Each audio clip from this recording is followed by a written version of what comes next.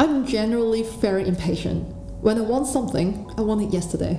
But at the same time, I'm incredibly disciplined and patient in things that I know would be a long game, like calisthenics, content creation, building my career, etc.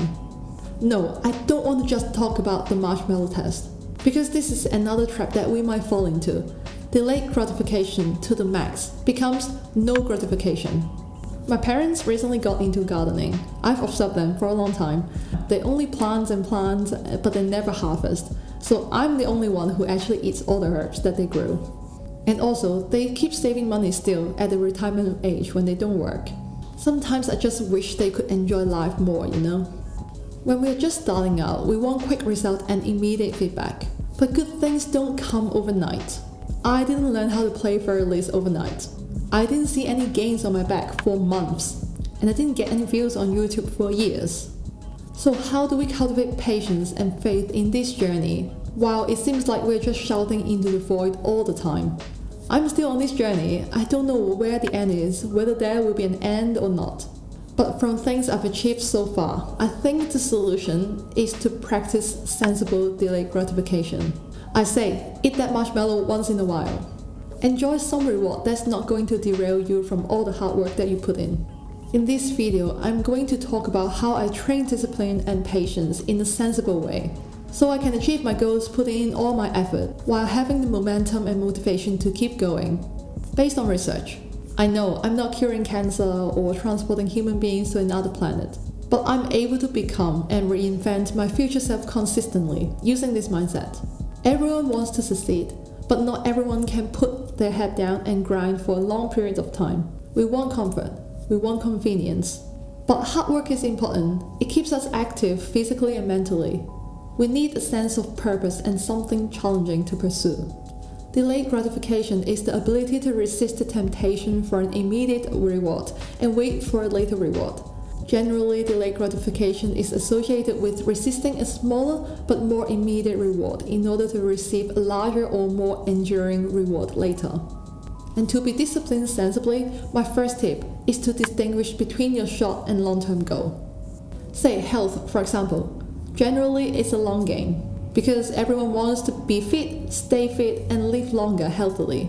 So in general, while we try to eat well, exercise well, get good sleep, and all that kind of things, we can still enjoy the reward here and there. A donut once in a while is not going to kill you. That's why, speaking of health, Tim Ferriss' low-carb diet helped me a lot. I know that I'm only giving up my favorite almond croissant 6 days a week. This is how I practice delayed gratification. I know that I can enjoy the reward on the 7th day. And when it comes to exercising, I always try to prevent injuries while I build my mobility and calisthenics skills. I progressively overload within safe boundaries. This is how I distinguish between the short and long-term goals when it comes to my health, and you can apply the same in your career. What season are you in right now? Do you focus on learning or earning? Let's talk about rewards. As Dr. Andrew Huberman talked about in this podcast episode here. Should you reward yourself at the end of each session? Should you reward yourself at the end of each week? The answer is it depends, and it should depend in a random, intermittent way. So the simplest way to do this is whenever you complete a milestone, could be at the end of a day, you did your 1 hour, whatever it was that you designated you were going to do on that particular day. Should you reward yourself cognitively or with some physical thing? I don't know what that physical thing might be, but it could be a meal, could be a movie, could be something that you enjoy. Well, the answer is you should flip a coin, and if it's heads, yes, reward yourself. And if it's tails, don't. It's that simple. It is that simple. It should be 50-50 probability, and it's random as to whether or not you reward yourself. Now, with physical rewards, like monetary rewards or food rewards or a movie or participating in something else that you enjoy, it's a bit easier to define. The cognitive rewarding of one's own efforts is something that people really struggle to comprehend. But what I'm not referring to when I say cognitive rewards is I'm not referring to saying, yes, I'm the best, and really trying to shower yourself with internal praise and tell yourself that you're the greatest thing that ever happened simply because you performed this learning bout.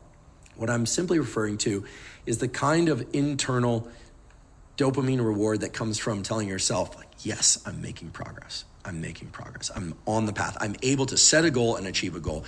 In order to maintain ongoing motivation, We need to control dopamine, which is the molecule for motivation.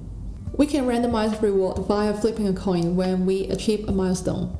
This applies to physical reward like enjoying a dessert, or we can also give ourselves an internal pat on the back when we accomplish something. The key here is not to have the reward every time.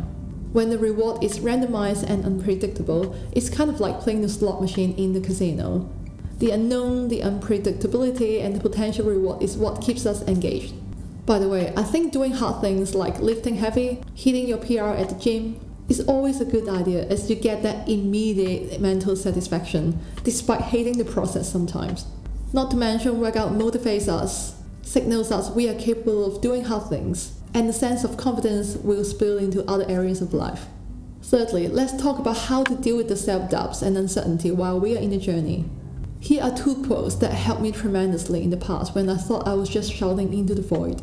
Stephen Butler said, "You won't plant a seed and then dig it up every few minutes to see if it has grown. So why do you keep questioning yourself, your hard work, and your decisions? Have patience, stop overthinking, and keep watering your seeds." And Robert Greene said, "The pain is a kind of challenge your mind presents. Will you learn how to focus and move past boredom, or like a child, will you succumb to the need for immediate pleasure and distraction?" In general, it's okay to have that marshmallow once in a while. Just be really mindful about what real happiness is about and what you really want in the end. In my experience, the mental satisfaction that I get from doing hard things like working out or rejecting a donut from work is far greater than the instant gratification that I get by succumbing to my physical wants. Have your eyes on the real prize. If you enjoyed this video, please don't forget to give it a like and comment down below what type of content you would like to see more next. Thank you for watching, and I will see you in the next video.